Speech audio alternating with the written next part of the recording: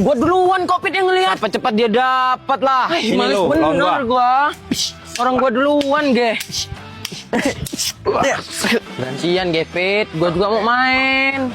Apa sih? Ya cari sendiri lah. Didit mau minjem nggak? Ya. Apa-apaan sih? Nanti kena mata.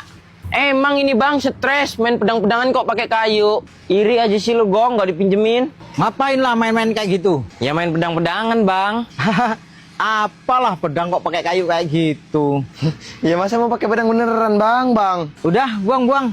Apalah kayu kok jadi pedang-pedangan kayak gitu. Beli aja loh pedang-pedangan di pasar, banyak. Ya juga ya, mana ada kayu yang tajam. Ya kan kita cuma menghayal sih Gus. Kalau aslinya mah memang nggak ada. Pegang. Tajam gak itu goloknya, Pak? Bismillahirrahmanirrahim.